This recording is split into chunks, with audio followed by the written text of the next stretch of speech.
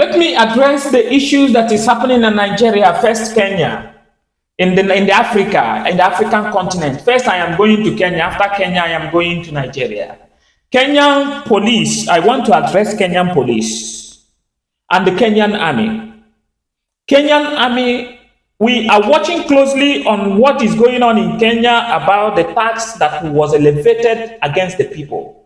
And the people said no to this tax. Remember the army, the police of Kenya. This tax was made for Kenyans.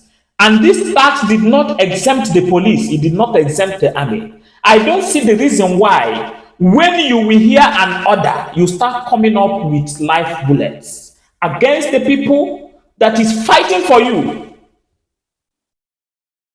People that are fighting for you. Did you see the precarious situation you are into in the service? Many are beggars. Many are suffering from hunger. You people are behaving like people that are taking changa.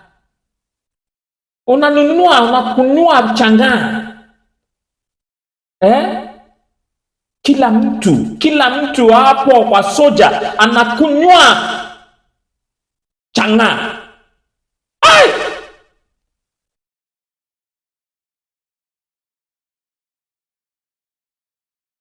I don't know that people can think this way.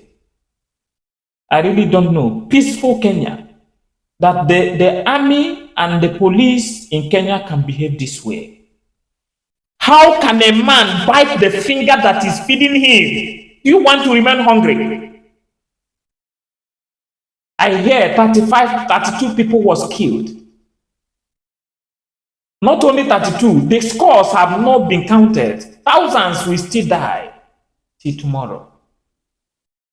They called you. Please share this across to any army man you see, any police. It's not even soldier. When you talk about soldier in Kenya, you talk about even the security that is in people's house. They call them soldiers.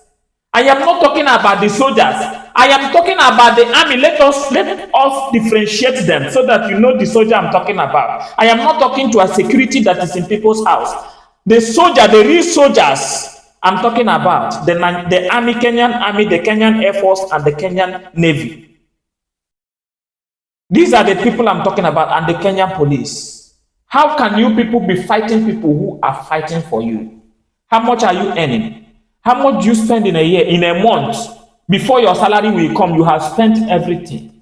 And you find it peaceful to fight people who are fighting for you. See how you decimated the people. See how your brothers are crying. You use arms, live bullets against your people.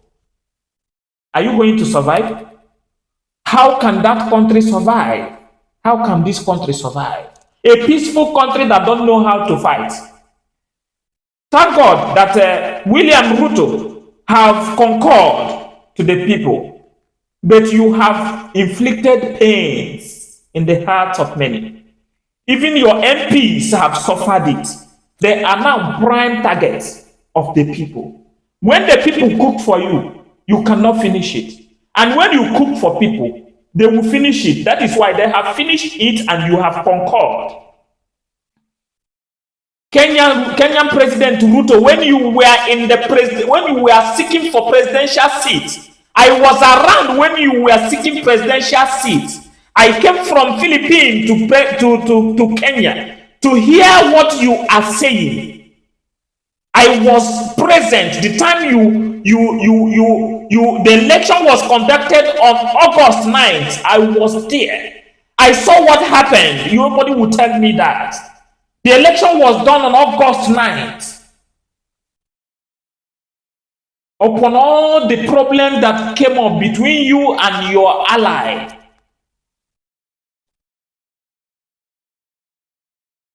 your friend Mandamanu, your senior brother, he challenged you, and the people of Kenya came to your back because you said you are going to enhance the living of the young people and the people of Kenya.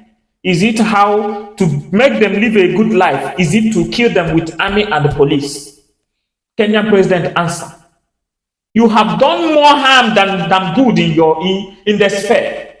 People are shouting, Ruto must go, Ruto must go, Ruto must go. The anger in their faces, the hunger and the anger in their faces shows that they have crossed a Rubicon of no going back. Your people have cried a lot, and the whole world have had their cries. You let them die, and also before then, you then concur because life has been lost. Ruto, why? Why? Is it the leadership, the good leadership you promised people of Kenya? Why? Ruto, why? Ruto, I said why?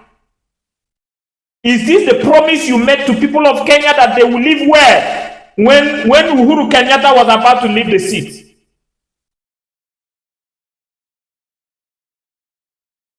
Raila Odinga said it before then, and many people did not believe it. That this country is a country of kangaroo. A leadership, sorry, not a country, leadership of kangaroo, but nobody believed him.